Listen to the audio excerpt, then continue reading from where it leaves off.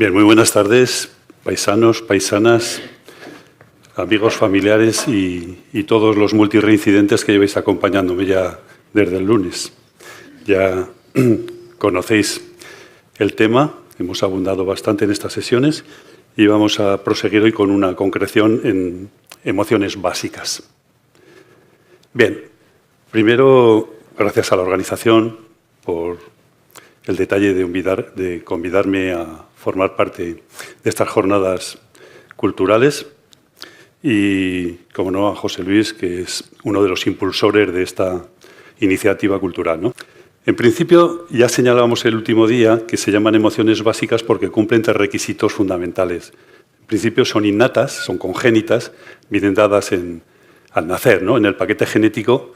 Esas expresiones faciales de las 6 emociones que vamos a tratar, bueno, probablemente solo veamos 4, las otras os las pondré de deberes para poderlo ver en YouTube el que tenga ganas y al que le quede todavía curiosidad para ello.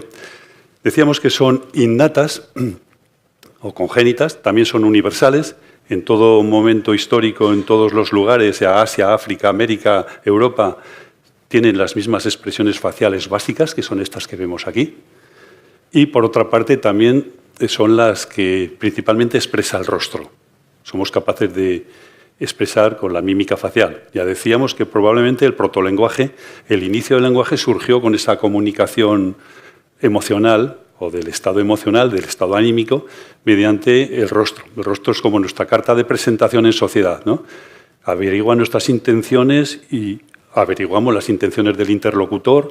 Por otra parte también, pues bueno, nos permiten descodificar algunos mensajes que llevan implícitos, que llevan escondidos en sí. Bien, el rostro expresa mucha información y precisamente lo que decíamos aquí, el conocimiento de las emociones, el cómo, dónde, cuándo y por qué surgen los estados emocionales, es lo que compone la llamada inteligencia emocional, que es lo que, gestionándola adecuadamente, saludablemente, nos puede llevar al bienestar psíquico, bienestar anímico, como queramos llamarlo. Vamos a comenzar, pues, resaltando de nuevo la importancia de conocer el estado emocional. En principio, ya es obvio y sabido que existe una relación estrecha entre el estado anímico, estar esperanzado o desesperanzado, por ejemplo, y el sistema inmunológico. Hay una estrecha relación entre ambos que, dicho de otra manera, contribuye el estado anímico a la salud. De hecho, la OMS, la Organización Mundial de la Salud, define la salud como un estado de bienestar físico y psíquico. Hasta no hace muchos años se consideraba que el bienestar somático del cuerpo era lo único que contaba. Pero dada la interconexión que hay entre mente y cuerpo, pues realmente el bienestar psíquico también forma parte de la salud. Digo el conocimiento porque precisamente el sistema inmune es el que está en sincronía, en sintonía y en relación de coordinación de ambos mundos, ¿no? El estado emocional y el estado de los sistemas de defensa o inmunológicos. Decíamos que una persona que está desesperanzada por golpes de la vida, pues por estas situaciones que a veces nos golpean, lo que necesita es pues, que le demos esperanza, una ilusión, una meta. En definitiva, lo que la vida nos pide es precisamente pues, respuestas, que actuemos, que nuestro comportamiento esté guiado por las emociones, precisamente. Muchas veces decíamos que nos hemos planteado qué esperamos nosotros de la vida, cuando la respuesta correcta es al revés, ¿no? ¿Qué espera la vida de nosotros? En definitiva, nos proponen circunstancias, cada etapa de la vida, situaciones fáciles, difíciles, de satisfacción, de insatisfacción, y nuestra forma de actuar o las decisiones que tomamos configuran ese patrón de respuestas que damos a las situaciones de la vida. Así pues, somos el producto de nuestras decisiones, el resultado de las decisiones que hemos tomado a lo largo de nuestra historia, de nuestra vida. Y precisamente respondiendo, gestionando la emoción de forma saludable, es como de alguna forma podremos lograr mejor bienestar psíquico, mejor, digamos, estado de ánimo.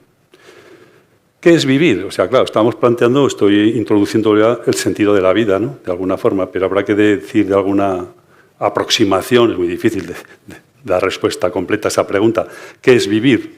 Yo aquí abajo os he puesto una respuesta que da Viktor Frankl, un psicoterapeuta de origen polaco, que estuvo en Auschwitz 3 años y que escribió un libro que es muy famoso, El hombre y el sentido de la vida. Dice que vivir es asumir la responsabilidad de las respuestas que damos con nuestros actos a las situaciones, a los conflictos o a los retos, a los desafíos que la vida nos propone. Y que según cómo respondamos emocionalmente, claro está, pues nuestro carácter se irá esculpiendo poco a poco. ¿Cómo influyen los estados emocionales o las emociones en nuestra vida, en nuestra salud sobre todo? Pues ya decíamos que las enfermedades psicosomáticas, esas que no solo se curan con pastillas, sino que además hace falta un psicoterapeuta o alguna regulación del estado emocional para que cese, porque muchas de esas enfermedades o trastornos pueden ser recidivas, ¿no? Recurrentes, que se repiten. Una psoriasis, un eczema, una úlcera gastroduodenal. Hay veces que no se cura la úlcera del ejecutivo por estrés laboral, me estoy refiriendo, o algunas otras situaciones que nos llevan a estrés y somatizamos. Es decir, transformamos la ansiedad en un síntoma somático. Esas enfermedades psicosomáticas hablan de la relación mente-cuerpo. Y aquí estamos hablando precisamente de que en cantidad de trastornos de personalidad, como son las fobias, son invalidantes o que te condicionan la vida. Por ejemplo, fobia a montar en avión, o fobia a montar en ascensor, o muchas, como veremos, variedades de fobias que son limitantes en nuestra vida. Otro trastorno, la ansiedad, está relacionada con la sobreestimulación.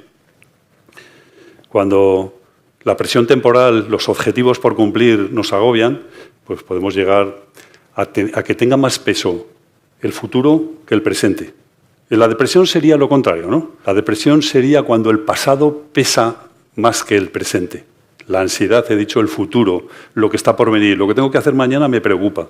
Mientras que lo que me pasó la semana pasada, el mes pasado, el año pasado, me sigue agobiando.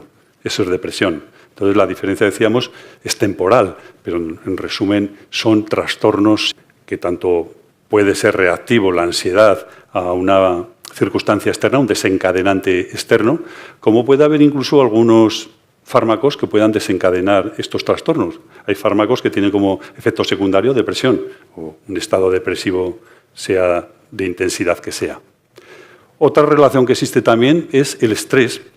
Existe una relación dentro de lo que llamamos enfermedades o trastornos psicosomáticos entre tensiones, autoexigencia continuada, esa meta que nos proponemos a veces con un nivel de exigencia excesivo y que nos van, de alguna forma, corroyendo la salud y que llega a ser agobiante hasta causar, por lo que decíamos el otro día, una descarga de cortisol, de adrenalina y de esas hormonas que llevaban un estado de sobreexcitación que pueden incluso no solo aumentar el ritmo cardíaco, el ritmo respiratorio, la presión arterial, sino también un deterioro de las neuronas, un envejecimiento prematuro y llegar a enfermedades neurodegenerativas como puede ser Parkinson, Alzheimer, etcétera, etcétera. Vemos pues que la importancia del estado emocional saludable no es trivial, puesto que repercute en nuestra salud, hay que cuidarlo. Cuidar nuestro estado emocional pues es trabajar para la salud, como cuidar la alimentación, cuidar el ejercicio físico, cuidar otros aspectos. Por otra parte, las emociones son motores que impulsan la vida social y que nos proporcionan la energía necesaria pues, para aproximarnos a otros o para retirarnos de otros. Según el signo de la emoción, pues podremos lograr la aproximación o la retirada. La calidad de vida social depende, en definitiva, de la calidad de la vida emocional. Es más, se ha dicho muchas veces que el termómetro de la estabilidad emocional son las relaciones sociales. Que las personas que tienen buenas relaciones sociales probablemente tienen buena calidad emocional y viceversa, que es un indicador de, excepto que haya patología social, claro está, puede haber excepciones en las que sea una única persona la cuerda y el resto que esté mal, ¿no? Pero es más difícil esa otra alternativa. Vamos pues con la idea de que el bienestar emocional requiere inteligencia emocional, es decir, aprender habilidades sociales o un repertorio de respuestas a las situaciones que nos ofrece la vida, esas respuestas emocionales que no generen conflictos o que no echen más leña al fuego. Que nuestra reacción emocional no suponga unas consecuencias indeseables, ¿no? O unas consecuencias que nos hagan más daño de lo que pretendíamos solucionar. Este es el resumen de lo que íbamos a tratar aquí, pero vuelvo a decir, lo mismo del otro día. Como lo iremos viendo pasito a pasito, pues no me entretengo en él. El meollo del bollo se va a circunscribir en las emociones básicas, que las vamos a dividir, a desglosar en dos grandes categorías, las positivas y negativas. Eso del signo ya aclararemos qué quiere decir, lo de positivo y negativo. No es que sean buenas y malas, son por otros factores, por lo que se le llama positivas. Y dentro de las emociones positivas, como por otra parte con las negativas, haremos una breve descripción, hablaremos también de los desencadenantes o causas que disparan en esa situación una emoción en particular, hablaremos de la expresión facial, el tono de voz o la corporal que puede adoptar en cada una de esas emociones básicas y las funciones que cumplen las emociones. Hemos hablado en los días anteriores de las funciones generales de las emociones. Luego hay unas funciones específicas de cada emoción básica en particular, así como los tipos que pueda haber, tipos de miedo, tipos de alegría. ¿Solo hay un tipo de alegría? Pues no, hay varios. Y de miedos hay muchos, por supuesto. Entonces, describiremos algunos de ellos y lo más interesante de cara al bienestar emocional, que decíamos, ¿no? La regulación, el control, la autogestión, el afrontamiento, cómo afrontar la situación de conflicto emocional de forma que se resuelva satisfactoriamente. Satisfactoriamente de cara al bienestar futuro. Bueno, pues el resto, vemos que el asco y la sorpresa probablemente es lo que decía, que os lo dejaré para no alargarlo demasiado. Acabaré con la importancia de la gestión emocional, subrayándola de nuevo, para cerrar el bucle con el que he iniciado, subrayando la importancia. Paul Ekman, como veis ahí, en 2003, clasificó las emociones según la valencia y fue él el que definió los criterios para que un particular tipo de emoción sea considerado como básica. Aquí tenemos un listado de emociones positivas y aquí otro listado de emociones negativas. Positivo y negativo, la valencia, que vamos a tratar de aclarar.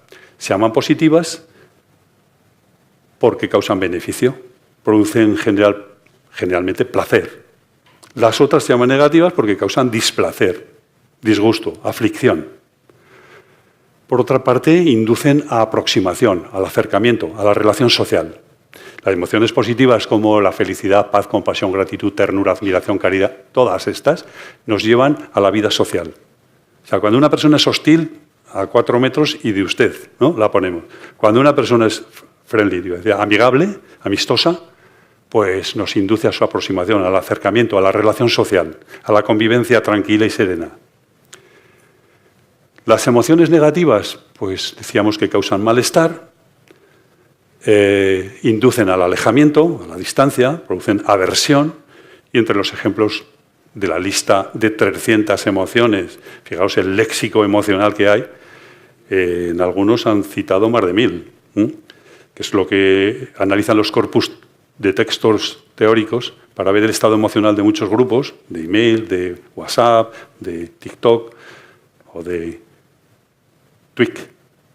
Analizar los contenidos emocionales de esas palabras, cuántas de estas aparecen, de la lista positiva o de la lista negativa, te puede dar la toxicidad de un grupo, una medida, un porcentaje, una aproximación a cuantificar, pues eso, al grupo en que te has metido, en qué charco te has metido, ¿no?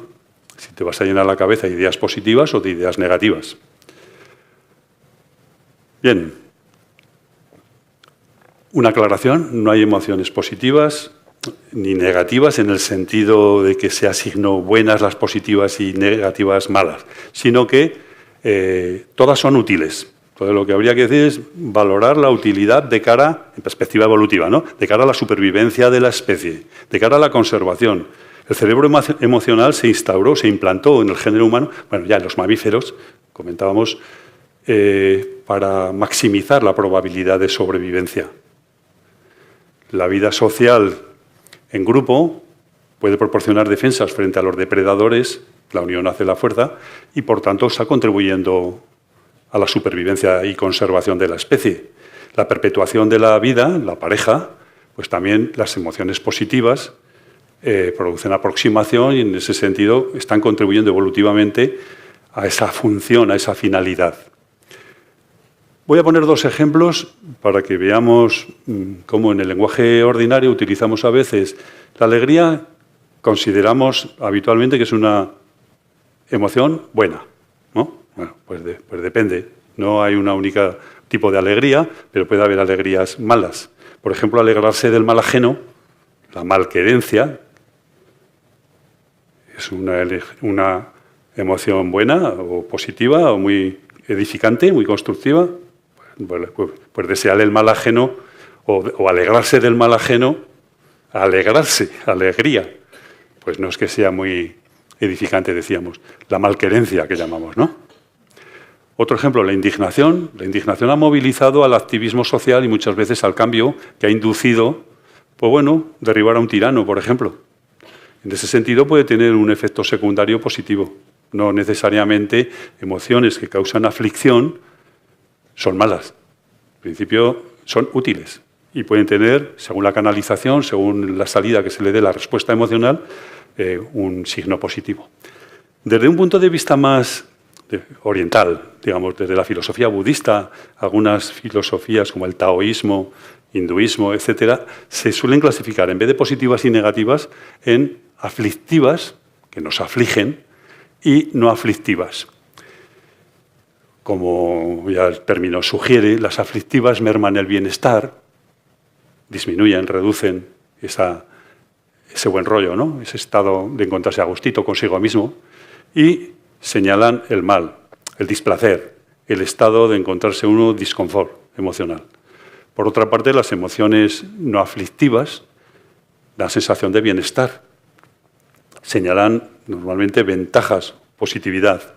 Vamos a definir formalmente como etiquetadas como peligrosas el miedo, la ira y el odio, dentro de las básicas que vamos a tratar hoy, evidentemente. No estoy diciendo que sean las únicas. Las emociones básicas, aflictivas, que coincidirán con las negativas, ¿no? Que de signo que veíamos anteriormente, pero es porque merman el bienestar. Miedo, ira, odio. Y miedo, ira y tristeza incluso podríamos incluir. En todas ellas se caracterizan porque se liberan las hormonas, digamos, que nos producen el displacer, el cortisol, la adrenalina, eso es en general, y nos inducen al alejamiento, a apartarnos de esa fuente tóxica. Por otra parte, las emociones producen, como consecuencia de esta subidón hormonal de cortisol y adrenalina, aumentan el ritmo cardíaco, los latidos del corazón, aumentan el ritmo, la frecuencia respiratoria, la presión arterial sistólica, el tono muscular, la sudoración, el temblor a veces. Es decir, hay una serie de lo que llamamos síndrome neurovegetativo. Se seca la garganta, un nudo en la garganta al hablar, etcétera, etcétera. Aflicción. A veces lágrimas, a veces con la tristeza, etcétera. Las emociones no aflictivas, cuando una emoción se valora como peligrosa, como una amenaza, es decir, que causa displacer, pues se etiqueta de no aflictiva. La alegría, el amor, la felicidad vendrían a ser ejemplos característicos de estas no aflictivas. Las hormonas que se liberan, hormonas y neurotransmisores, pues la dopamina, serotonina, oxitocina, vasopresina, las endorfinas también, es decir, las que llamábamos, pues bueno, el otro día calificamos dopamina, de la que produce la adicción, ¿no? La serotonina, la hormona del bienestar, la oxitocina, la hormona del parto, la lactancia y también del orgasmo y también del abrazo que dura más de 5 segundos, produce oxitocina. Dicen que lo han corroborado. Promueven las acciones de aproximación, así como las otras eran alejamiento, estas el acercamiento. Es decir, son activadores de la vida social, en cuanto que producen aproximación. Una lista de emociones aflictivas, sinónimos de la ira. La ira, el enojo, la indignación, la rabia, la cólera, la furia, etcétera, etcétera. Todas estas que vemos aquí, pero también la agitación, la malicia, enemistad. Otras negativas. Fijaros el sufijo ego, el apego, el excesivo apego a las cosas materiales de la vida, que causa aflicción a veces, cuando uno se vuelve demasiado, digamos, obseso, dándole demasiada importancia a lo material, o exclusivamente centrar su vida en ello. Emociones que puede dar lugar el exceso de apego, pues puede ser la avaricia, el amor posesivo, incluso los celos, veremos, el deseo obsesivo, de posesión, el ansia de poder o ansia de lo que sea, los celos, decíamos. También en la relación con la vida social, el ego puede traer patologías como la envidia, el orgullo, la arrogancia, la repulsión, el rencor, el rechazo. Estas emociones sociales las tengo en un vídeo que os colgaré la semana que viene en YouTube, y el que desea ver emociones morales y emociones con connotación moral, con implicaciones morales y emociones sociales, pues muchas de ellas son tratadas pues como hoy vamos a tratar las emociones básicas. También se puede extender a ellas. Para abreviar la duración de estas jornadas no podíamos extenderlas más. Vemos que otras emociones sociales como vergüenza, culpa, decepción, resentimiento, rencor, etcétera, entrarían en ese paquete de emociones aflictivas o de displacer. Bueno, entramos en el universo emocional. Yo le llamo el emoverso por una contracción de dos vocablos, de dos palabras, el conjunto de todas las emociones. Igual que se hablan de multiversos hoy en día, pues podemos hablar del universo de las emociones, los agruparemos en categorías que llamaremos galaxias. Cada una de esas galaxias tiene sus estrellas, tienen sus planetas, sus satélites, sus asteroides, y veremos qué denominaciones, qué etiquetas asociamos a cada una de esos términos, porque la riqueza del vocabulario emocional, de alguna manera, es la precisión con que podemos expresar nuestros estados de ánimo, con la que podemos comunicarnos lo que nos pasa por dentro, con lo que podemos sacar fuera lo que está dentro, la intimidad, y que podemos hacer partícipes a uno de esa esfera de la privacidad. Y conocer el vocabulario emocional, pues bueno, puede ayudar a comunicarse, a expresarlo, porque lo contrario se llama represión, ¿no? Y la represión normalmente, decíamos, lleva a la somatización. O sea, cuando no habla la boca, habla la piel, o habla la acidosis, o habla la somatización de la úlcera gastroduodenal. Es decir, hablan las vísceras. Cuando uno no saca afuera, no exterioriza, no expresa, no comunica su vida emocional. Muchas veces hemos sido educados para reprimirla. Y esto se está demostrando que es un error, porque muchos de los trastornos, de las neurosis, trastornos psíquicos que existen, se deben a eso, a una mala gestión emocional.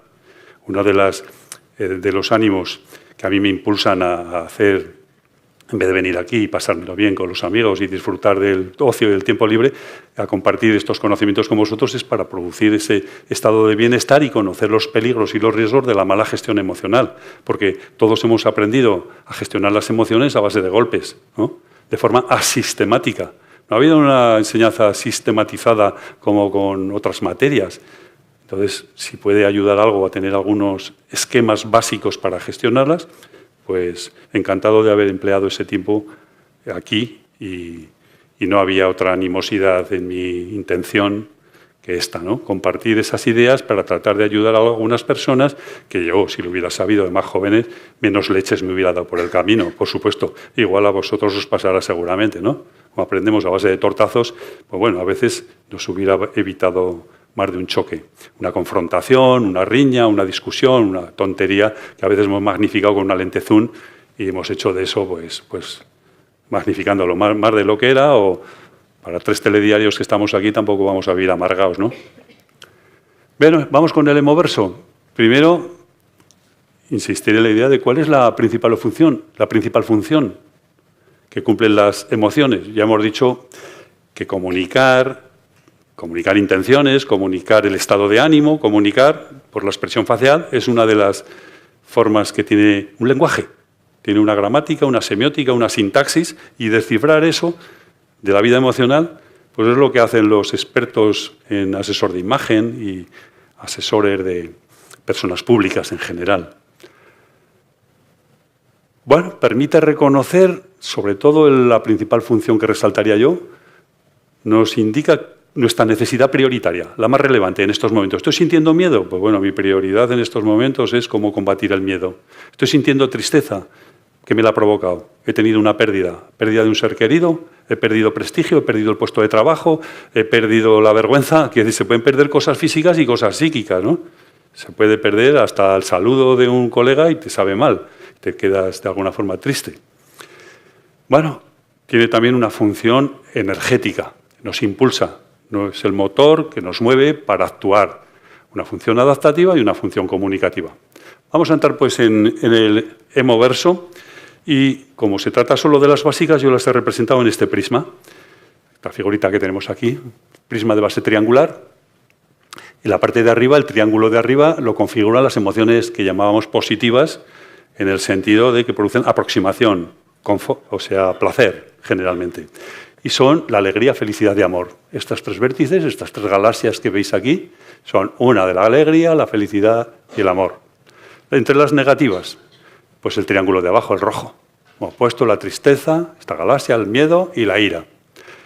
En principio, las trataremos en esta sesión, decía, y las otras dos que algunos añaden, no hay consenso con estas dos, el asco y la sorpresa, también son consideradas básicas porque están presentes en nuestros ancestros, sobre todo los primates, los monos, los chimpancés sobre todo, y nos ha salvado muchas vidas, es decir, la utilidad que tiene es innegable. El asco, cuando hay comida putrefacta, cuando hay un olor desagradable que puede estar en descomposición, pues salva del envenenamiento. Estamos hablando de la historia de la humanidad cuando tenía que descubrir si esto era comestible o no era comestible, si era bebestible o no era bebestible. Y el catador oficial del reino tenía que, para el César, probar el alimento y si palmaba, pues era incomestible. Pero es que hicimos muchos experimentos raros, cómo se inventó el vino, cómo se inventó el pan. El pan, cuando el cornezuelo del centeno estaba demasiado alargado, pues producía un estado de drogadicción, es decir, producía el ácido lisérgico, el LSD, surge del cornezuelo del centeno. Es decir, producía el efecto de una droga que la gente no sabía, comía y quedaba todo flipados sin saber por qué ni de qué. Entonces, experimentos con los alimentos ha habido muchos y el asco nos ha salvado y a veces nos ha impulsado a descubrir cosas interesantes, como toda la farmacopea que puede derivar de pues esto tiene propiedades curativas, esto tiene propiedades nutrientes, esto tiene propiedades... En definitiva, es una emoción útil el asco. Nosotros lo vemos como, sí, están las negativas. Negativas asco porque es displacentera. Sentir aprensión, sentir aversión, sentir asco. Hasta está asociada a lo insustancial, a lo inmaterial. Me puede dar asco pues, el comportamiento de una persona que actúa de forma indecorosa en determinada situación, por ejemplo, ¿no? Es decir, podemos sentir como cuando hace algo de mal gusto, nos da asco su conducta. O sea, no solo nos da asco la comida o las bebidas, sino que también una situación social puede ser generadora de asco. La sorpresa, pues, es una emoción muy, digamos, de corta duración, muy breve, pero es preparativa para el inicio de otra. Normalmente, tras la primera impresión de quedarnos ahí ojipláticos, ¿no?, como sorprendidos, pues viene el miedo, o viene ira, o viene una reacción secundaria, como la preparación para una segunda emoción. Vamos pues a entrar con las emociones positivas, describiéndolas, y os colocaré un poquito de música para no dormiros, porque el viernes ya estáis cansados, toda la semana ha sido dura, y yo entiendo que este ladrillo de charla, porque a veces ser denso, pues puede ser un poco soporífero, ¿no? Vamos con el primer triángulo, decíamos, el de arriba, que lo magnifico, os lo agrando aquí, amor, felicidad y alegría. En principio, la felicidad sería un estado de serenidad interior, de paz interior. Así, grosso modo y con una palabra. Es muy complejo definir la felicidad. Y luego que no hay una definición única y válida universalmente, ya que todo el mundo... Yo he conocido a colegas que dicen que lo que le hace feliz es un buen experimento. Bueno, hay gente con gusto para todo, ¿no? Hay otros que una buena cosecha pues, le puede hacer feliz. Hay otros que son otras cosas más inmateriales. En definitiva, no hay una receta universal para decir qué es la felicidad. Depende. Para cada cual valorará, según su jerarquía de valores, prioridades, principios, etcétera, unas cosas u otras. Y lo que hace feliz a unos, a otros no le hace tanto. La alegría se diferenciaría tal vez porque es más pasajera, aunque comparten algunas cosas, el estado permanente de alegría sí que nos lleva a un estado de felicidad, pero es de una duración a priori más breve la alegría que la felicidad. También podríamos preguntarnos si qué hay de diferencia entre felicidad y el amor, así por establecer diferencias en ese triángulo, ¿no?, de inicio. En principio las dos, tanto la felicidad como el amor, activan las mismas hormonas, los mismos neurotransmisores, las hormonas que hemos dicho, la felicidad, dopamina, serotonina, oxitocina, vasopresina. endorfinas, todas ellas que nos dan un subidón, que nos hacen estar contentos, alegres, felices. Pues, decíamos, esas en definitiva vienen a ser las ideas que comparten. ¿Qué es? ¿Cómo podemos caracterizarla? Ya que no hay una definición universalmente aceptada, o sea, por toda la comunidad científica no están de acuerdo en decir qué es la felicidad, evidentemente. Sí que habría cierto consenso en esta idea. Un estado de ánimo de la persona que se siente plenamente satisfecha por gozar de lo que desea o disfrutar de algo bueno. Observar cómo en la galaxia o la constelación de la felicidad hay muchos términos asociados que vienen afines a este significado: placidez, serenidad, algunos ni los leo desde aquí, relajación, paz interior, tranquilidad, plenitud, equilibrio, etcétera, etcétera. Por abajo, armonía, bienestar, satisfacción. No hay una fórmula universal, no existe una fórmula universal, como decía, y cada cual vive la felicidad. Generalmente no hay un concepto, digamos, una noción de felicidad universal.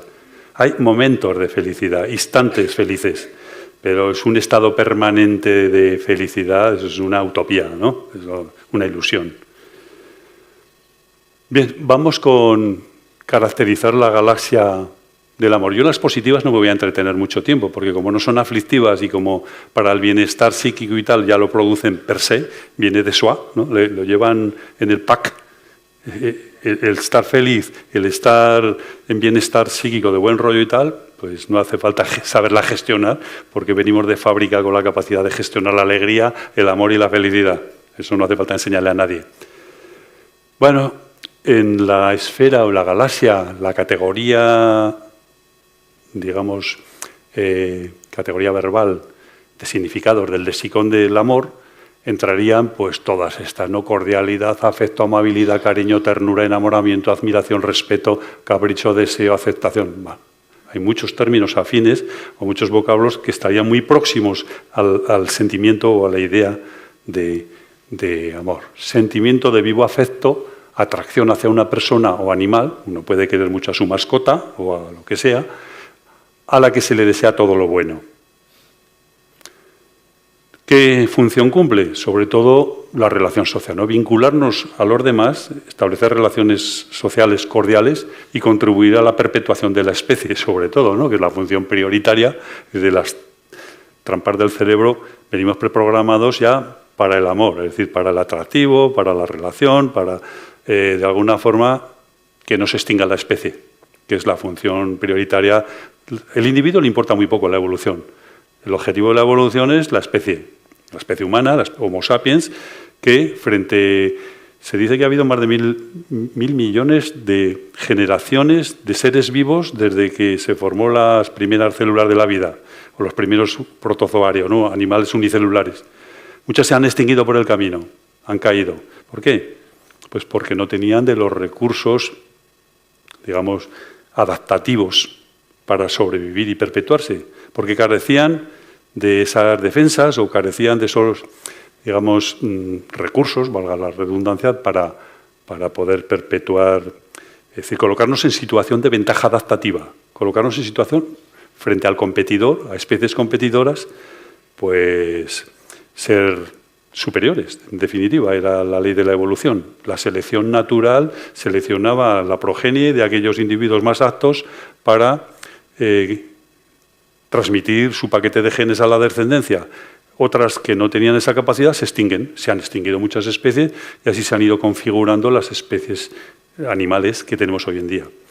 Entonces, esa vinculación con los demás, digamos, la función de conservación de la especie, el instinto de reproducción, perpetuación de la especie, es fundamental en la vida. Es el motor que inicia el dar y el recibir.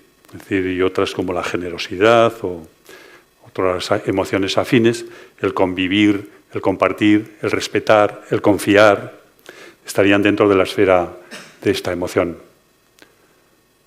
El amor activa las hormonas de la felicidad, como hemos dicho antes, y por tanto son las placenteras, las no aflictivas, las que desencadena ese estado que por eso nos da bienestar, ¿no? Porque precisamente son hormonas que ya por sí no producen aflicción y producen un estado de paz interior y de incluso expansión para la vida social, extroversión, y ayudan a la vida social.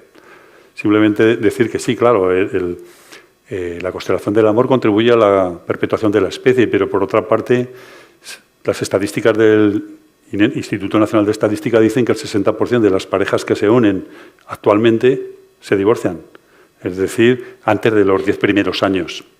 Y parece ser que un porcentaje muy alto de ellos son en los 2 primeros años. O sea que la convivencia es difícil, produce fricciones y a veces ocurre pues eso, ¿no? Que deciden de otra manera. Vamos con la alegría, Macarena, ¿no? La constelación, como vemos, tiene muchos términos afines que irían desde estar contento, la diversión, el éxtasis, el entusiasmo, el optimismo, etcétera, etcétera, regocijo. La descripción normal que suele dar pues, algunos estudiosos como Rafael Vizquerra y Palou Gea es esta definición. Es respuesta a eventos gratificantes. Por ejemplo, tras un logro personal o del grupo o de otras personas a las que apreciamos, produce cierta satisfacción o gozo. Activa también las hormonas del bienestar, puesto que todas las que son placenteras suelen desencadenar los mismos mecanismos. Vamos a ver las expresiones de alegría. Bueno, la carcajada, la risa o la sonrisa, la cara de felicidad. Como vemos, expresan todas ellas un buen estado de ánimo. Nos reímos, nos mostramos positivos, hasta en el tono de la voz se nota y en lo que hacemos, en nuestros actos, gestos, comportamiento. Es común ver una sonrisa, muestran los dientes, ojos brillantes, sensación de bienestar. En general, nada nuevo, ¿no? Que no supiéramos. Estímulos disparadores o desencadenantes, la causa que lo provoca. Esas situaciones que decíamos, la vida nos plantea situaciones a las que debemos dar respuesta. Bueno, las situaciones a las que damos respuesta con alegría, por ejemplo, puede ser, puesto una variedad, pero es inagotable, claro está. Una celebración deportiva, otra celebración, aparte del éxito deportivo, una fiesta, fin de año, un cumpleaños, etcétera, una fiesta de chavales o en el recreo jugando, una familia en el campo o unos amigos disfrutando también de un día de relax. Desencadenantes. Pero hay otros de tipo menos, digamos, difíciles de concretar en una imagen, una foto. Tener trabajo, viajar, recibir regalos, también nos produce alegría, claro está. Las vacaciones, encuentros con personas de nuestro gusto, etcétera. Funciones. Vamos a escribir las 4 funciones principales que cumple. Ya hemos dicho que fundamentalmente acercarnos a los demás, porque nos acercamos a las personas amistosas. A los hostiles nos alejamos, decíamos. En primer lugar, produce bienestar emocional y social. Nos mejora el estado de ánimo. Esas hormonas, esos neurotransmisores que existen, pues nos hace sentirnos a gustito, ¿no? Mejor. Felicidad, satisfacción, etcétera, etcétera. La segunda función es activar el sistema de recompensa. El sistema que produce las ludopatías, las adicciones. Como resulta que esto te produce alegría, si te toca en el bingo, por decir algo, ¿no? En la lotería, pues tiene más probabilidad de que repitas la participación en el juego. Como estimula el circuito de la recompensa, el circuito de la dopamina, el circuito del placer, pues la propensión a la ludopatía es también alta. O sea, tiene un punto salubre y una línea roja que pasada ella, pues puede ser patológica, claro está. En tercer lugar, fortalece las relaciones sociales, como hemos dicho, ¿no? La empatía, la cooperación, el apoyo son una consecuencia de estar contento, de hacer amigos. Y cuando uno está en un estado aflictivo no suele estar tan amistoso. En cuarto lugar, contribuye a mejorar el sistema inmunológico y, por tanto, mejora la vida física y mental. Disminuye el estrés, aumenta la resiliencia. La resiliencia, este palabra, no sé si lo he repetido alguna vez, sacar recursos para afrontar la adversidad, ¿no? Reaccionar ante la adversidad de manera positiva.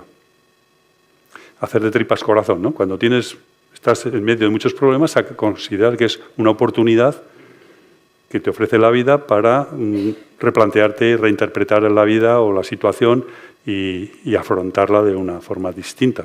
Entonces, la resiliencia es esa fortaleza psíquica ante la adversidad, ante la dificultad. Como vemos también, contribuye a fortalecer el sistema inmune y el sueño. Uno duerme mejor. Sencillamente, una buena almohada es estar alegre o dormirse no negativizado. Si uno, después de una discusión, se va a la cama, pues le cuesta más coger el sueño, normalmente.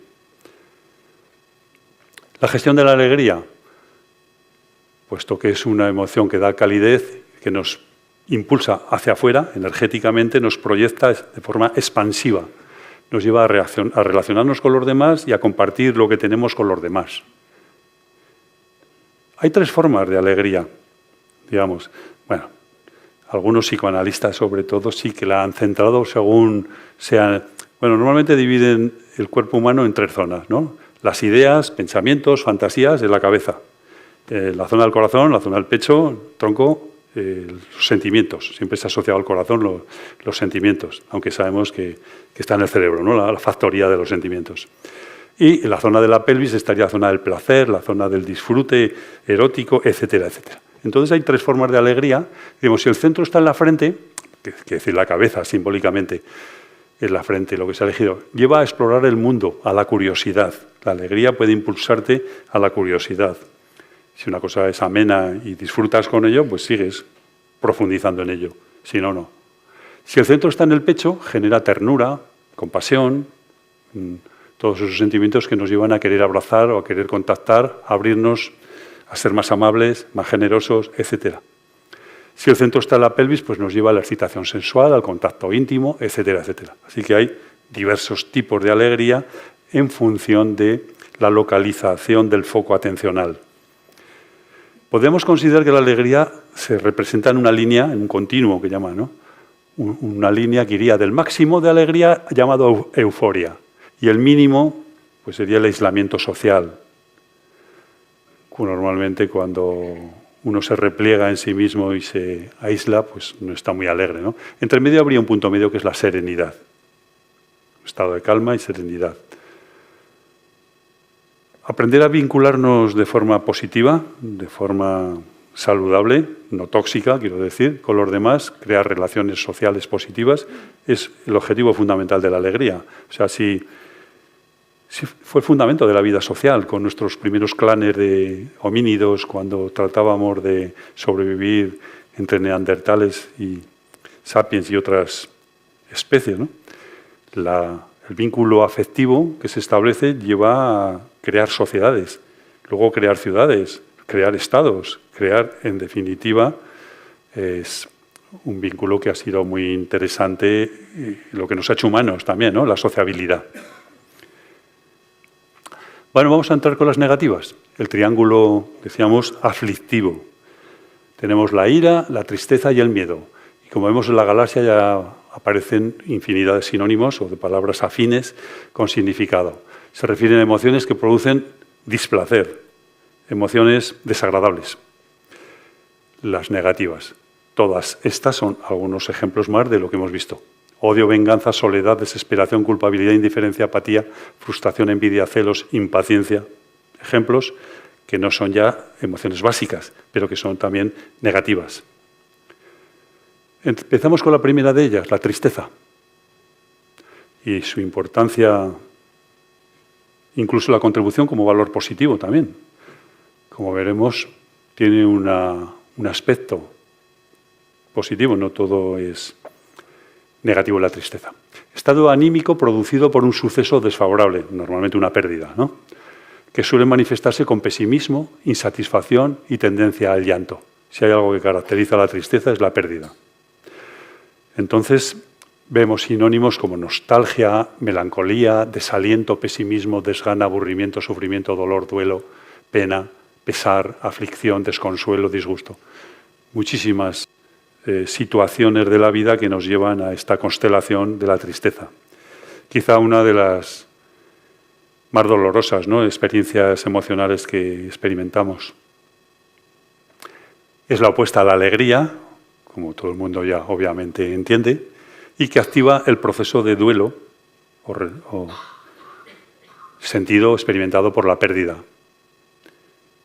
También genera a veces desilusiones o sentimiento de fracaso, ¿no? Uno ha perdido el trabajo, ha perdido la salud Pues genera tristeza, sin duda, también.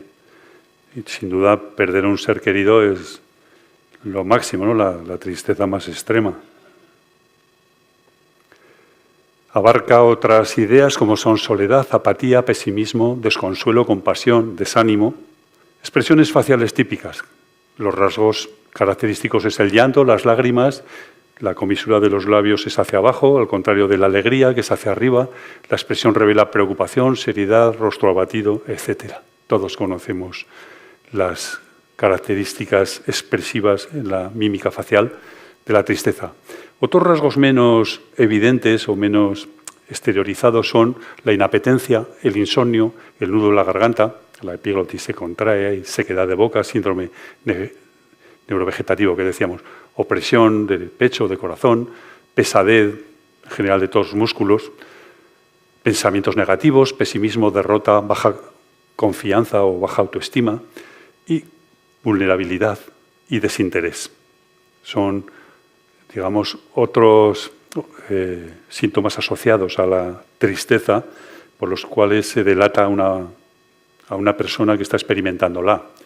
Y precisamente lo que nos lleva a la ternura, a la compasión, a la piedad y al dar soporte, dar apoyo afectivo y tratar de superar la dificultad, ¿no? con la otra persona afectada. Vemos estímulos desencadenantes de tristeza, la pérdida de un ser querido, decíamos, en un funeral, un incendio, pérdida de una posesión, la pérdida de una mascota puede ser otro ejemplo, para infinitos, ¿no? Es inagotable la pérdida de una pareja, la pérdida de un trabajo, la pérdida es de cualquier cosa, decíamos hasta de cosas intangibles, ¿no? Funciones que cumple la tristeza. Normalmente nos lleva, como emoción negativa, a replegarnos sobre nosotros, a volcarnos en nuestra vida interior, reflexionar sobre el pasado y tratar de reestructurar el futuro rellenando la pérdida o el hueco de manera constructiva o de manera más constructiva que seamos capaces, ¿no? Recuerdo una anécdota de un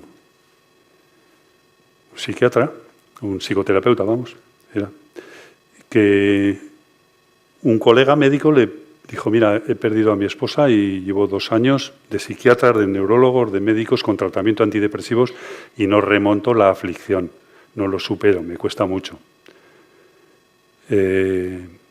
Como eran amigos y este otro era un experto también en emociones, dijo, bueno, primero tiene que haber una distancia objetiva, ¿no? Para poder hacer de psicoterapeuta. No puedes hacer de un amigo, de un familiar, de psicoterapeuta porque se necesita distanciamiento emocional. Lo que sí le dijo es algo que encauzó la manera de interpretar la tristeza. Dijo, mira, ¿qué pensarías tú si hubiera fallecido, en vez de fallecer tu esposa y tú sentirte muy mal, si hubieras fallecido tú, ¿cómo se sentiría ella? La persona reconocía que probablemente no lo hubiera superado, que hubiera sido mucho más costoso para ella rehacer la vida y que las dificultades hubieran sido tremendas. Dice, pues bueno, puedes reinterpretar la situación como que tu sacrificio, lo que tú de alguna manera estás pasando ahora, es una forma de ofrecerle ese sacrificio a ella para rehacer tu vida pensando en el futuro y evitándole el sufrimiento. Entonces, a partir de cómo reinterpretamos los hechos, muchas veces nos cambia el chip. Porque a veces no son las cosas que nos ocurren, sino la interpretación que les damos a las cosas que nos ocurren en la vida. Eso es lo que puede hacer que muchas veces la actitud varíe, ¿no? En este sentido, no es una medicina omnipoderosa, ¿no? Que lo cura todo, pero sí es una forma de afrontar el futuro de una manera más constructiva o más edificante, ¿no? Pensando en que realmente es un sacrificio que hace él para que la otra persona no pase por ese trance. Bueno, lo único que se puede decir, tampoco podemos hacer más que consolar al afligido y no hay vacuna que cure esa tristeza infinita que puede producir, ¿no? Función, pues, decíamos que es desprenderse de lo que hemos perdido, de lo que no hemos logrado, o tal vez de lo que nunca hemos conseguido y quisiéramos haber conseguido, ¿no? Hasta la tristeza lo puede producir cualquiera de esas cosas. Generar pensamientos alternativos que ayuden a encajar la pérdida en el presente. Esa es la idea fundamental para gestionar bien la tristeza o gestionarla de forma edificante o constructiva y que no nos haga más daño del que ya per se tiene. Vuelve a pasar. Ahora. Desde un enfoque positivo, la tristeza nos ayuda a sentirnos mejor, o sea, a exteriorizar la tristeza, ya que es inevitable experimentar tristeza porque algunas situaciones de la vida muerden, arañan y nos hacen daño, pues la mejor manera para sentirnos mejor es liberar el sufrimiento sacándolo fuera, hablarlo, comentarlo con alguien que sepa ser buen contenedor de esa privacidad, con compromiso, soltar la carga emocional y liberarnos. Porque reprimirlo, tragárselo y llevarlo por dentro, no sacarlo fuera, es no expresar el duelo, es más dañino a la larga. El mecanismo de la represión es de los más destructivos que hay. La represión es eso, no reprimir el sentimiento y no exteriorizarlo. En ese sentido hablo. Pues bueno, la carga emocional. Generalmente con la tristeza pues tenemos eso, inspiras lástima a las personas que se acercan a ti, piedad, compasión, y de alguna manera la ternura, la piedad y la compasión se suscitan a partir de esa expresión de lástima, piedad, compasión. Reprimir la expresión de tristeza, decíamos que es un desgaste energético tremendo y que además no ayuda en nada a superar la dificultad. El duelo hay que elaborarlo, hay que pasarlo, es tiempo para reinterpretar la situación y punto, no hay más con esto. Produce un estado de desánimo, de desgana, pero gracias a los amigos, a los familiares, al apoyo, la vida es levantarse, caer y así sucesivamente, edificando de nuevo de manera constructiva, claro está. La diferencia, me parece muy importante subrayar, porque se utiliza de forma banal, ¿no? O trivial, estoy deprimido. ¿No? Hay una diferencia de grado importantísima entre estar triste y estar deprimido. Pertenecen a la misma constelación de la tristeza, pero la depresión es un trastorno del estado de ánimo, un abismo de tristeza, de un dolor incomunicable que nos absorbe hasta hacernos perder el yo. Uno de los psicólogos expertos en Rojas Marcos lo definía de esa manera. Tristeza, melancolía, pena, pesar son grados menores. Incluso existe un grado de neurosis depresiva y un grado de depresión severa. En ese sentido hay que discernir entre lo que es estar triste y estar deprimido. Estar deprimido son palabras mayores y necesita ayuda normalmente una persona. Pero además de psicofármacos, de neurolépticos, antidepresivos, etcétera, pues también hace falta consolar al afligido, apoyarse en los vínculos afectivos, las personas que lo quieren arroparlo y eso ayuda tanto para el sistema inmunológico como lo otro, ¿no? Como la medicación. Es más, muchas veces potencia la efectividad de un medicamento. Es el llamado efecto placebo. La gestión de la tristeza tiene que ver con las funciones que he dicho, por tanto sería un poco redundante, voy a pasar rápido. Si nos desprendemos de lo perdido, es decir, hemos perdido a un ser querido, por ejemplo, podemos quedar fijados en la pérdida y no salir de ese bache, pues sería, digamos, un estado, un bucle del que no resulta difícil salir. Hay que aprender, de alguna forma, tanto del encuentro como del desencuentro, de cuando estábamos con la persona como cuando no estamos con ella. Ha dejado un trocito de ello dentro de nosotros y hay que seguir adelante con su compañía, con su recuerdo, con su memoria, pero nada más. Hay que seguir. Al que le toca seguir, debe seguir. Es lo que la vida le propone. Esto que al principio os decía, ¿qué espero de la vida? Al contrario, ¿qué espera la vida de mí? ¿Es una prueba? ¿Es una oportunidad para ver cómo reacciono? Eso es aprender del encuentro y del desencuentro, de la ausencia, del amor y del desamor, de todos los signos de la emoción que puede llevar asociados. La tristeza despierta en nosotros compasión y empatía, hemos dicho, dejarse acompañar en el dolor y que quede claro que acompañar no es decirle, ¡hala, venga, tómate un chupito y anímate! No, eso no ayuda en nada, eso no es efectivo. Sí, es muy bien intencionado, es de alabar el gusto, pero que sepamos que lo que sirve no es decir no te pongas triste y supera el dolor. Estar a su lado, ofrecer soporte, ayudar a metabolizar la pérdida. Recordar, retener los momentos buenos y normalizar. Aquí todos llevamos fecha de caducidad. No hemos venido para quedarnos. Es que tenemos que dejar sitio para los que vienen. Tenéis hijos, nietos y hay que hacer sitio para ellos. Si fuéramos unos ocupas permanentes, entonces hay que saber normalizar también que tan natural como el nacimiento es lo otro, la despedida. Y normalizar la muerte en nuestra sociedad no está muy instaurado. Hay otras sociedades como en México que se celebra una fiesta en el funeral de despedida, como un rito de acompañamiento en el trance, pero que no es algo más que un proceso natural, tan natural como el nacimiento, porque llevamos fecha de caducidad de los genes y a veces accidentalmente hasta se nos anticipa.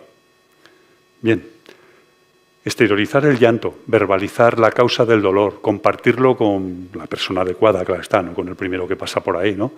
Alivia en general el sufrimiento. Y ser un contenedor de las ansiedades o de las tristezas no es fácil, pero es el mejor soporte que se le puede dar a un amigo en esos momentos, claro. Se necesita integrar el pasado con el presente. Decíamos que la depresión es un exceso de pasado. Nos pesa demasiado el recuerdo, el pasado. Eso es la memoria, hacer presente el pasado. Y necesitamos, sobre todo, reinterpretar los hechos en función de la situación vigente. Levantarse de la caída, seguir adelante, ayuda a tener un buen contenedor, que es una buena persona con quien comentar esos momentos tristes. Y dice, bueno, pues hoy me encuentro mal, no estoy para salir o no estoy para tal, y bueno, pues me quedo haciéndote compañía, hablamos de cosas. Eso es interesante y eso sí que ayuda a algo. Hablar, pues, de su tristeza y sacar el aislamiento y la desesperación, en la medida que se pueda, son gestos de piedad y de ternura o de compasión que pueden facilitar. Facilitar sobre todo lo principal, construir la memoria a un nuevo relato, una nueva narrativa, una nueva interpretación de los hechos para dar cabida al recuerdo de la otra persona, normalizando que antes o después todos pasaremos por ese trance. Y punto. No hemos venido aquí para quedarnos, decía. Otra distinción importante, además de la que he hecho ya entre depresión y tristeza, es la de distinguir dolor y sufrimiento. El sufrimiento es un plus que añadimos al dolor, un plus psicológico.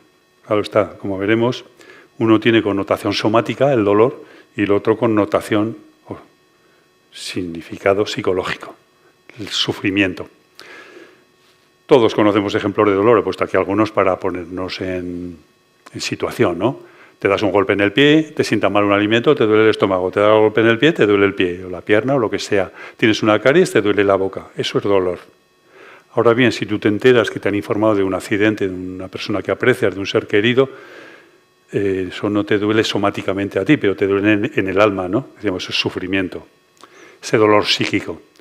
Una enfermedad grave que te dicen que vas a padecer, o que padece a un ser querido. Quiere decir que tú no padeces, pero indirectamente la revives. Eso puede ser sufrimiento, ¿no? Experimentado como sufrimiento.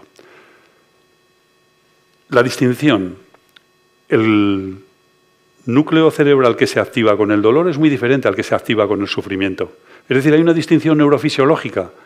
No solamente es una distinción semántica o del término, la palabra, el significado, sino que hay en el cerebro una diferenciación anatomofisiológica.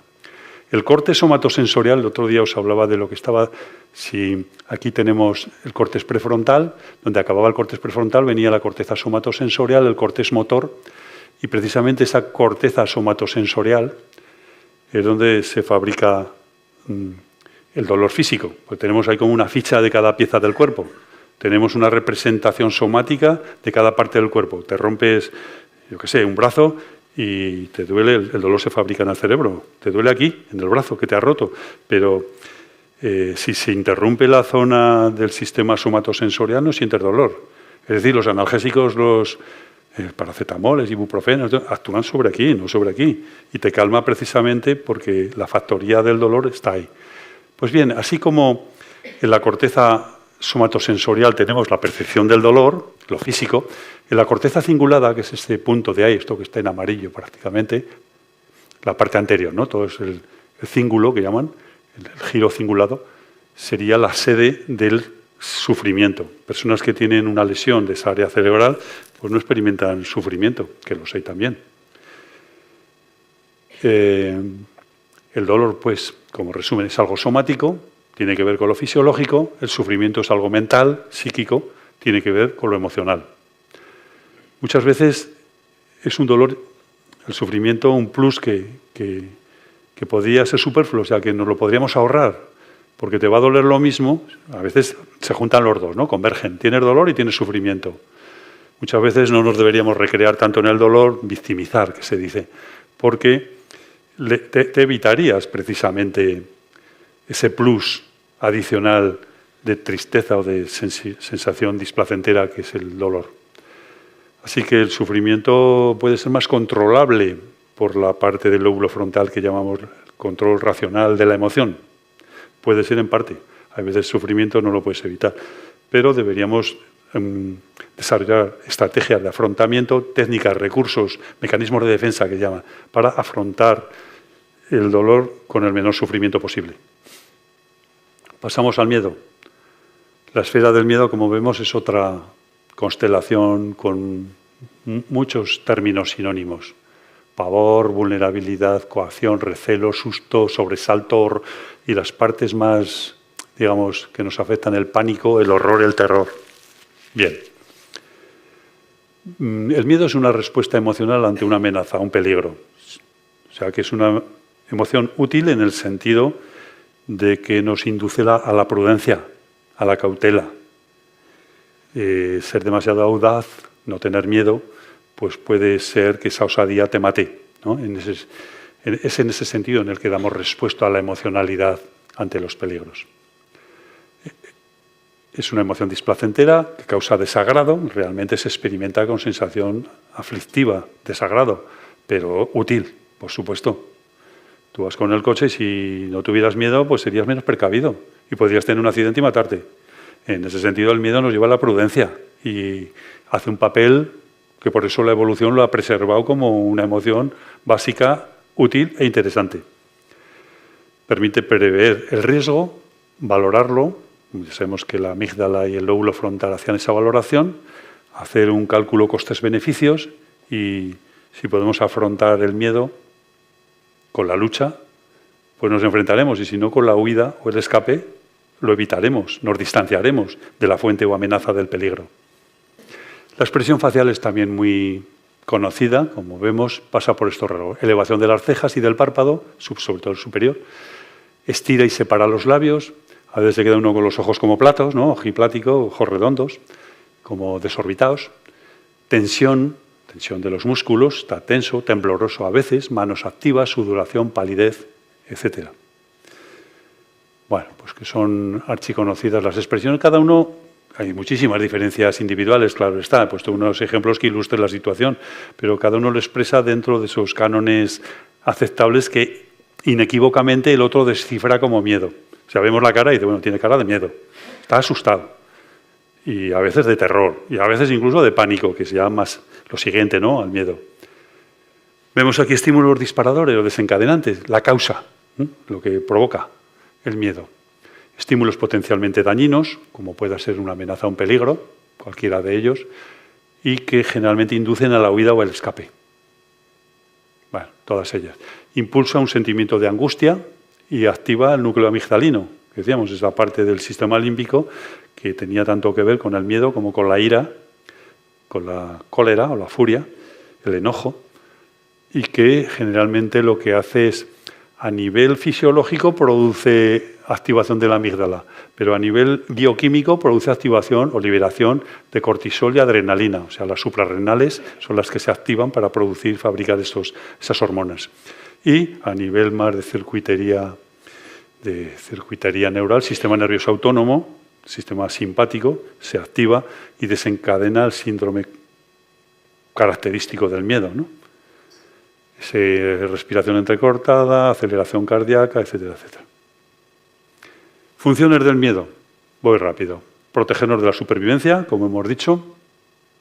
Puede ser también un factor a veces limitante. Es importante subrayar que a veces tener miedo pues a uno lo bloquea hasta el punto de no rendir al máximo de sus posibilidades. Uno va a pedir un puesto de trabajo y va con tanto miedo que la entrevista da mala imagen y se perjudica a sí mismo. Es un factor limitante a veces.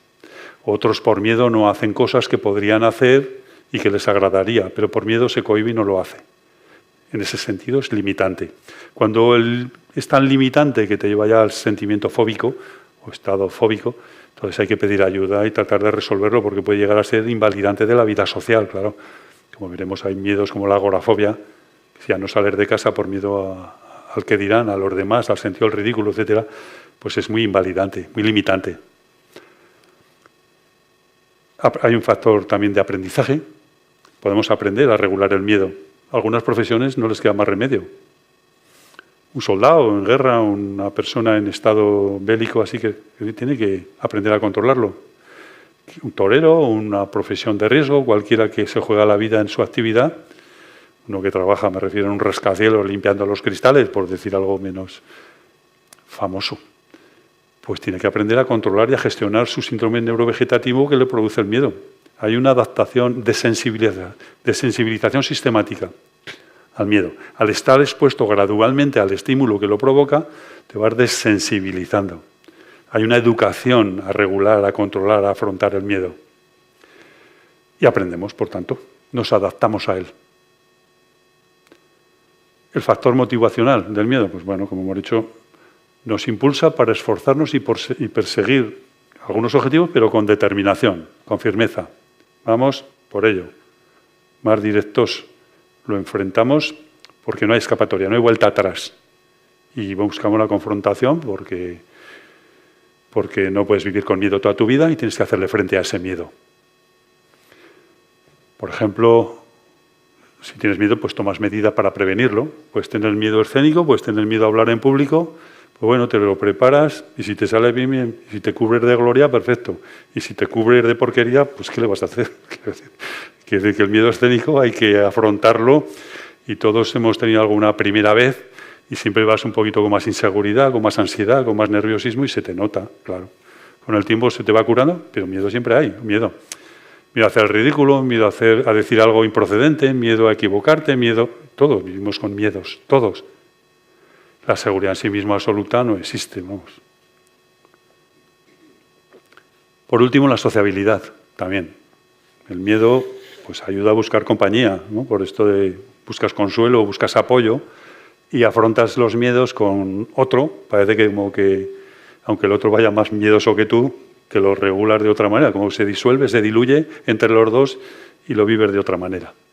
De esta manera, pues, provoca la solidaridad, la colaboración y estableces vínculos. Cuando has pasado situaciones de acongojo con otra persona, pues marca un vínculo bastante indisoluble de por vida. Me refiero a gente en experiencias de guerra o en experiencias difíciles.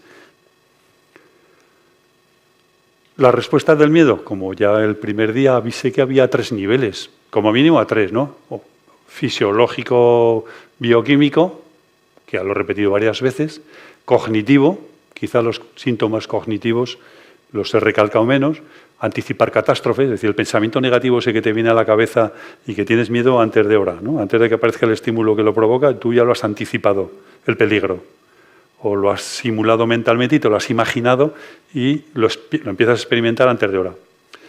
Sería el sentimiento catastrofista, las creencias negativas, desenfoca la atención o reduce la concentración, también produce sentimientos de fracaso, angustia, impotencia.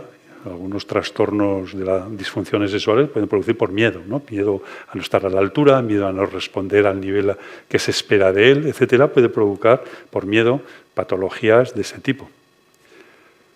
A nivel motor, la respuesta motor al miedo pues es bastante ostensible, ¿no? Se puede observar a simple vista la evitación. Evitas el objeto amenazante, ya no tienes miedo, te distancias de él. El aislamiento, acogimiento, el escape y la huida son las más típicas reacciones ante el miedo. La irritabilidad, uno se vuelve más irritable, más fácil de saltar cuando tiene uno miedo, reacciona de forma más primaria. A veces con ira, con agresividad, descontrolándose por el miedo motóricamente, se bloquea o se queda paralizado. Lo más normal es que de un puñetazo en la mesa, un grito, un lloro, un bloqueo, también con la rabia pasa, como veremos. Son las reacciones típicas. De esta, la secuencia del miedo, pues será muy parecida a la secuencia de todas las emociones. Siempre hay un desencadenante. Como aquí somos muy taurinos, nos gustan los encerros, el toro de ronda y demás, he puesto un toro. Cualquier objeto que a uno le dé miedo. Es la percepción lo que de alguna forma desencadena todo el proceso, porque ha de entrar la información por los sentidos, se focaliza la atención, detectas el peligro, hay una señal de alarma, de alguna forma en el cerebro da el toque de ojo que fíjate bien en lo que estás haciendo porque te va la vida en ello, ¿eh? Si no respondes adecuadamente ante este objeto amenazante, puede ser difícil para ti. Entonces se activan estos tres sistemas. A nivel más de cerebro de reptil, cerebro reptiliano, el tronco encefálico, que es el que gestiona la vida. La primera reacción es activando el cerebro. El nivel de activación cortical lo produce el tronco encefálico, que quedas como sobreexcitado a veces, ¿no? La activación del sistema límbico, del tálamo y la amígdala, fundamentalmente, da la voz de alarma, el estado de vigilancia activo y la reacción de sálvese quien pueda, ¿no? Pues, ojo que hay peligro. Y finalmente el córtex prefrontal hace la valoración en términos de costes-beneficios. ¿Qué hago ante este estímulo miedoso? ¿Me enfrento al miedo? ¿Me enfrento al objeto amenazante? ¿O tomo las de Villadiego y no me confronto, sino que lo evito? Bueno, la respuesta fisiológica le sigue... La respuesta fisiológica es lo que sentimos a nivel de reacciones hormonales, le sigue la respuesta psíquica o cognitiva, lo que pensamos, y a la respuesta psíquica o cognitiva le sigue la conducta motora. O sea que esos tres niveles de respuesta siguen una secuencia de acuerdo con este bucle, no es en orden caótico o aleatorio. Y finalmente la conducta motora es ostensible, la vemos, la observamos y a veces retroalimenta el circuito y nos da más miedo porque vemos que tenemos miedo, o sea que le tenemos miedo al miedo, ¿no? Con lo cual potencia el estado de miedo. Lo ideal es mantener la congruencia entre lo que pensamos, lo que sentimos y lo que actuamos. Es decir, los tres niveles. El pensamiento, decíamos, el nivel cognitivo, el nivel afectivo, el sistema afectivo, el sentir, y el actuar, el nivel comportamental o motórico, la conducta, los actos. ¿Diferencia entre el miedo y la fobia? Bueno, el miedo, como veremos, es algo natural, la fobia es irracional y no natural. Por ejemplo, tener miedo a las arañas, la aracnofobia, tener miedo a algunos animales, la zoofobia, y montarse al avión, a las alturas, etcétera, la aerofobia. Pero hay muchos más, aquí os pongo una lista más grande. Hematofobia, miedo a la sangre, ¿no? Es una herida y se desmaya o le da un yuyu. Otra persona tiene... ¡Ay! Que se me va. Como pillé el niño. El gatillo se dispara. La acrofobia, miedo a las alturas. La claustrofobia, miedo, de alguna forma, al público, ¿no?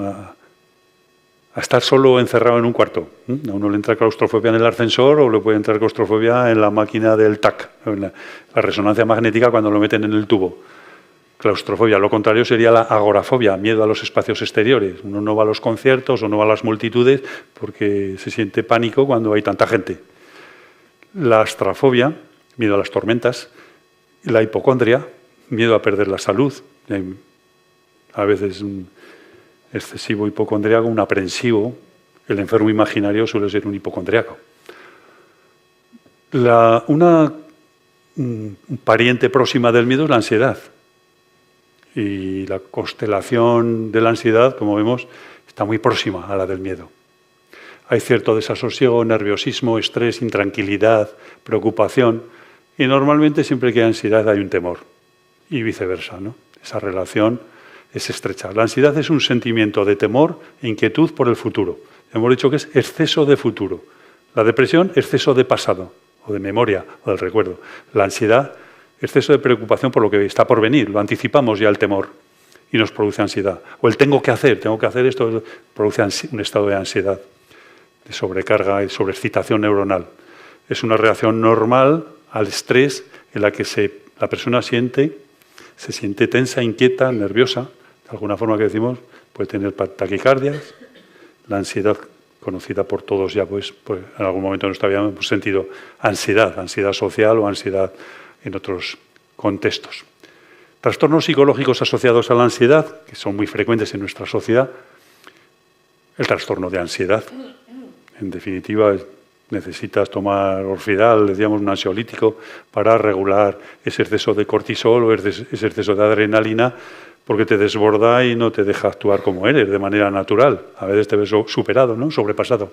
El ataque de pánico, que ya sería un grado más dentro del ataque de ansiedad, entras en pánico, tienes ya una taquicardia elevada, una arritmia y un estado de sobreexcitación, tienes apnea, o dificultad para respirar o hiperventilación, en definitiva de respirar dentro de una bolsa de plástico para tomar aire impuro o aire carbonizado para reducir la hiperventilación. También el estrés postraumático, después de haber sufrido, pues yo qué sé, un cataclismo, una situación traumática, una violación, un atraco, un robo, cualquier trauma que haya sufrido una persona en su vida, puede dejarle una secuela de estrés, de trastorno de ansiedad que llamamos estrés postraumático. Los de guerras, normalmente el estrés del soldado, el estrés posguerra, es una manifestación de ello. Incluso la neurosis fóbica, el tener muchos miedos y sin razón, o sea, irracionales, puede ser una manifestación también de la ansiedad. La función del miedo, generalmente dar la voz de alarma, es decir, cuidadín, que viene una amenaza, un peligro, y ojo cómo reaccionas porque te la juegas. Ahí está, pues, la voz de alarma que nos advierte el peligro o amenaza. Algo puede hacerme daño a uno mismo o a los demás.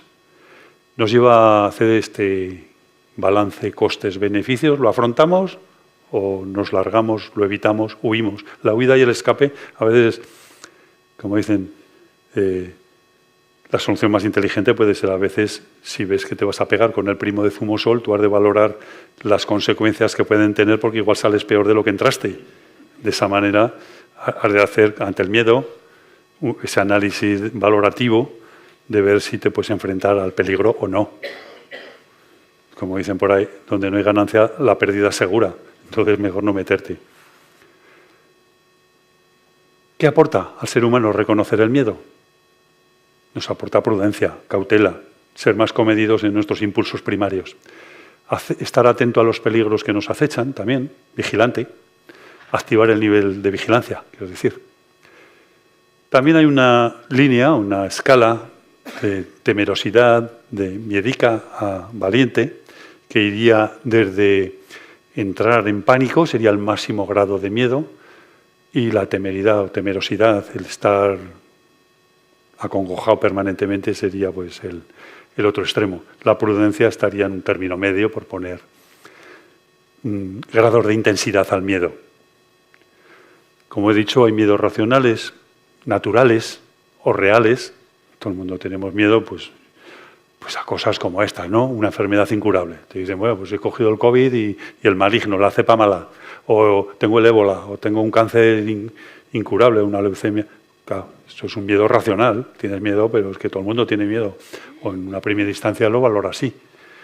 Luego hay otros que tienen en los niños, en la infancia puede aparecer, o en los mayores puede perdurar, miedo a la oscuridad, a los fantasmas, es decir, te creas personajes inexistentes en tu fantasía y puedes tener miedos ficticios, ¿no?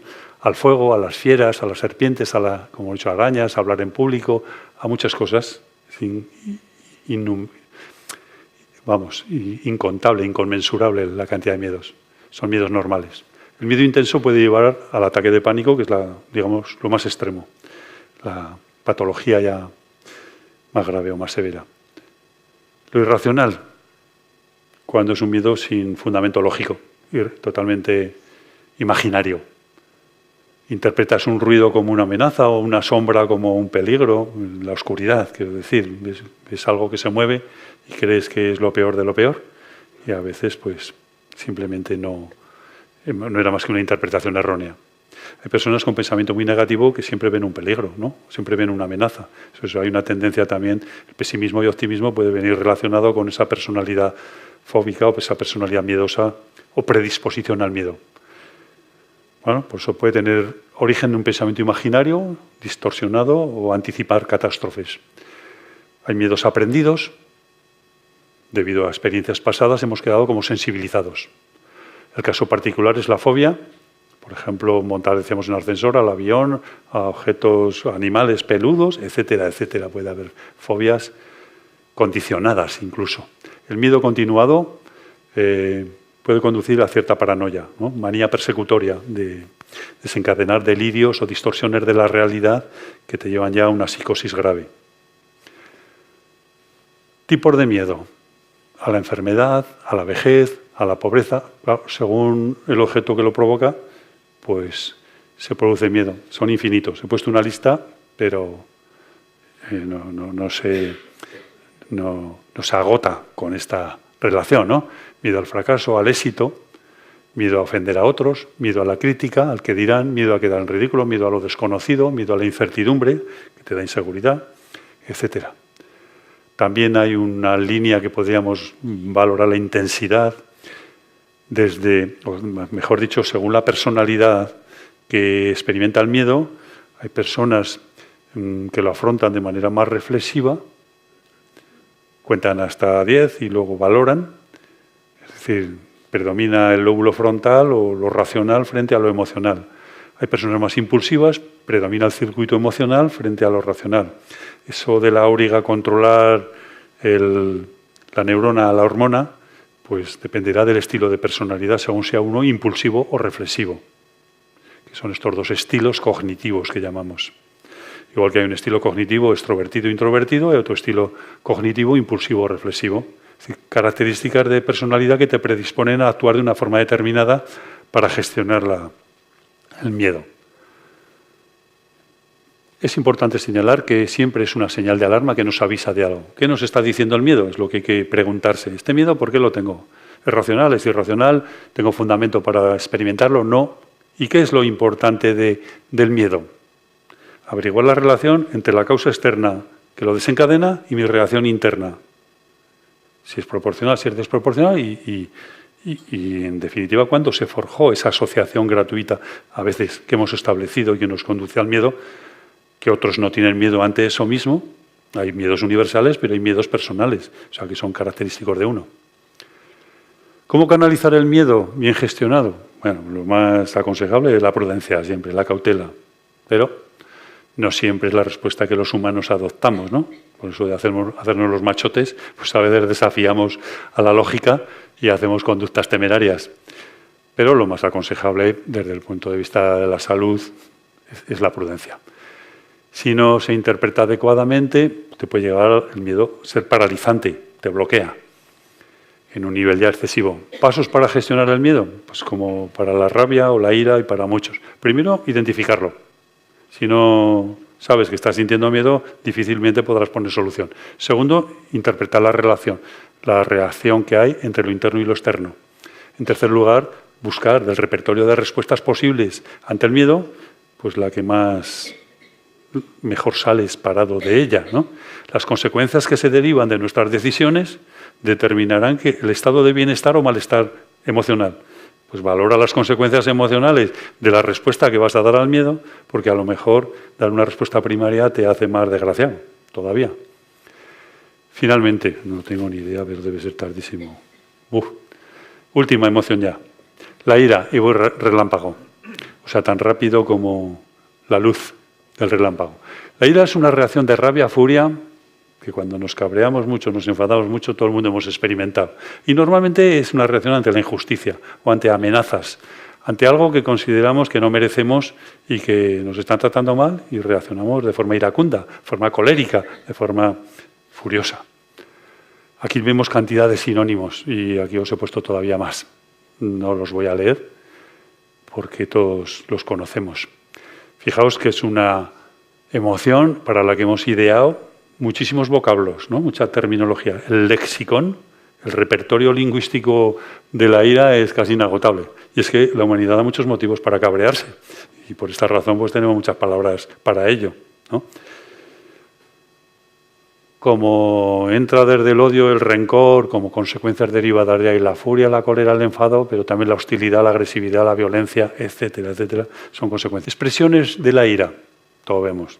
Cara de enfadado, cara de pocos amigos, hostilidad.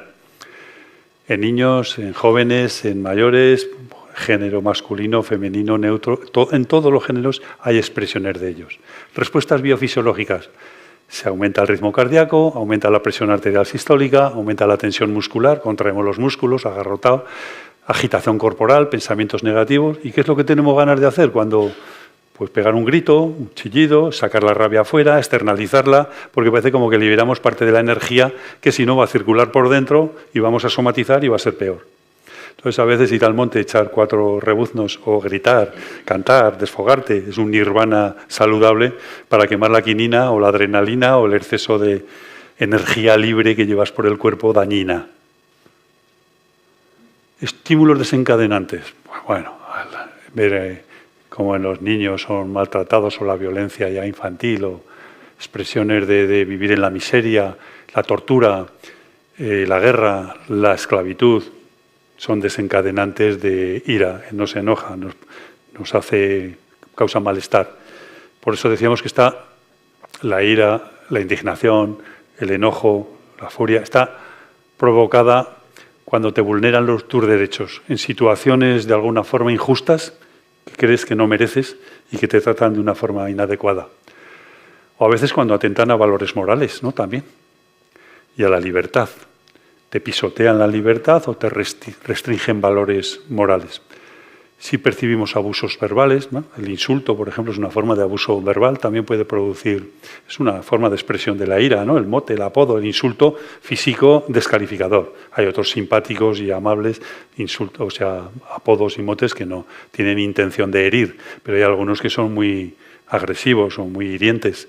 Y en este sentido es una forma de ira verbal, ¿no? El insulto, como puede ser la blasfemia, el taco, etcétera. Pero una forma de desfogarte también, una expresión verbal más de la ira. Funciones, movilizar la energía, las mismas del miedo casi. Supervivencia, pues claro, si no hubiéramos sido valientes para afrontar determinadas situaciones, no hubiéramos sobrevivido.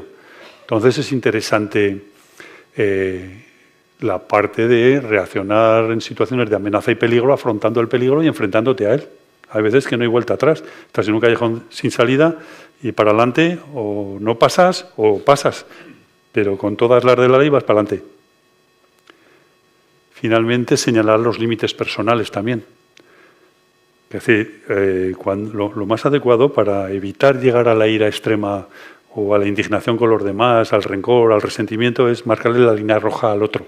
Eso que decía el otro mira, Mañico, una cosica te voy a decir y no te sepa malo. Eso cuando empezamos, mira, esto ya no me gusta que me lo hagas, por favor no lo repitas, que me molesta. Si somos capaces de ser asertivos y decirle a alguien que eso hiere nuestra autoestima o que nos molesta, pues muchas veces no llegaríamos a las manos o a la situación más drástica cuando vamos tragando y al final llega un momento que es inaceptable y es cuando la ira extrema ya no hay que la sujete, la furia irrefrenable. Por eso vale más a tiempo cortar las cosas. Y de forma educada, cortés, respetuosa, pues, mira, te sabrá mal, pero hay esto, ¿no? Si vamos por este camino vamos a acabar mal. O sea que mejor no nos hagamos daño. Una cuarta función es la comunicación interpersonal. La ira lleva un mensaje y lo que comunicamos es decir, ojo, si pongo cara de que no me está alegrando lo que me estás diciendo, cara de enfadado, pues tú mismo lee la expresión y saca conclusiones. Estamos comunicando que nos molesta, que la situación que está ocurriendo es desagradable. Y claro, si mandamos ese aviso con los gestos, es el primer gesto mímico, el primer paso para no ir a más, ¿no? Para resolver malentendidos que decíamos, o conflictos personales o interpersonales. Bueno, pues gestionarse de manera eficaz, averiguar qué es lo que nos molesta y corregirlo. Otra forma de gestionarla, cuando está descontrolada sobre todo, para evitar que se llegue a la violencia, es actuar de alguna manera con un desfogue racional, ¿no? Conteniendo la ira, o la dosis justa, en la proporción correcta, que decía Aristóteles. Como vemos aquí, esa expresión famosa de Aristóteles, siglo IV a.C., el griego, filósofo sabio de esta gira, decía, cualquier persona puede ponerse furioso, eso es fácil, pero estar furioso con la persona correcta, en la intensidad correcta, en el momento correcto, por el motivo correcto y de la forma correcta, eso ya no es tan fácil. Entonces, en las dosis justas, ¿no? pasarse de la respuesta a la primera agresión que has recibido, si es desproporcionada tu respuesta, pues lógicamente estás actuando peor que el que causó la injusticia primera, ¿no? Desproporcionalidad de la respuesta. En resumen, expresar la ira de manera saludable y constructiva es promover relaciones sociales, sociables o sociales, afectuosas, amistosas. Y eso es una fuente de prevenir conflictos interpersonales y trabajar para la salud social. Porque lo contrario caemos en una sociopatía, ¿no? Una enfermedad, una sociedad patológica, donde es todo tóxico, donde todo está rumorología envenenada y donde eso es un mundo invivible. Importancia de gestionar la gestión de las emociones en general. Las situaciones, decíamos, vitales producen emociones. Al comprenderlas o autocomprendernos, autoconocernos, facilita la regulación emocional. Esto es una especie de colofón o resumen ya de lo que debemos hacer para gestionar las emociones en conjunto. La gestión emocional adecuada pasa por primero identificarla, reconocerla y afrontarla de forma positiva. Consecuencias de la mala gestión, sufrimiento o malestar emocional. Quedar de mal rollo. La dependencia emocional también puede ser una de las consecuencias que se deriven y a veces sentimientos de culpa de la respuesta que has dado, pues no te hace sentirte mejor de lo que estabas antes. Para terminar, ejemplos de la ira. El miedo nos lleva al repliegue, a la retirada, a escapar, evitar. La ira nos da energía para el enfrentamiento, la lucha. La tristeza nos hace también replegarnos a nuestra vida interior, a reconstruir nuestro mundo interior, subsanando o rellenando la pérdida con los buenos recuerdos. Y la alegría a ser más expansivos y más sociables, por lo tanto a facilitar el mundo en sociedad. Termino diciendo que cómo ser resistente ante los múltiples desafíos, retos que nos propone la vida. 3 ideas o 3 cosas a tener en cuenta. 1, comprometerse con lo que hace. O sea, las personas comprometidas que se entregan de verdad a lo que hacen, que no se escaquean, que no escurren el bulto, es una forma de ser resistente psicológicamente. Afrontar tus compromisos y ser consecuente con ellos. Eso te da positividad y reforma tu sentimiento de autodeterminación, ¿no? Te construye con honestidad y te da autoconfianza. Asumir el control interno, en lugar de echarle la culpa a los demás, hacerte responsable de tus propios actos, con lo que decíamos, control interno de tu vida. Y desculpabilizarte, o sea, no dejar que los demás te transmitan culpabilidades o que te hagan sentir culpables por lo que a lo mejor no has hecho tú, ¿no? Hay veces que hay personas que pueden generarte culpabilidades. Y uno debe decir, bueno, si soy responsable de esto, puedo tener algún grado de culpa. Pero si no soy responsable de lo que ha ocurrido, difícilmente. Es decir, que hay que distinguir la culpabilidad, el dolo, la preterintención y la culpabilidad. La culpabilidad es, sin intención uno ha causado daño. Se siente culpable. El dolo es cuando con intención, con mala fe, has hecho daño, a propósito, queriéndolo hacer. Entonces ahí sí que te tienes que sentir culpable. Pero cuando lo has hecho sin intencionalidad, lo que hay que juzgar es la intencionalidad. Entonces no tienes por qué sentirte culpable. Ha sido sin queriendo, ¿no? Que decimos.